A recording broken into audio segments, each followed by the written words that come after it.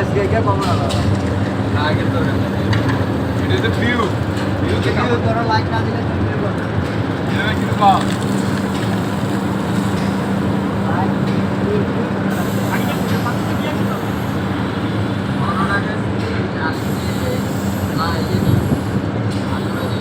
কুড়াশাল 7 সার্কেলের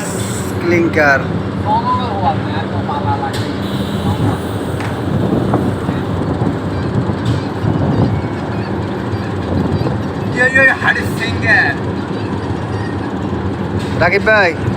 রাকিব ভাই আনে অনুভূতি কিরকম?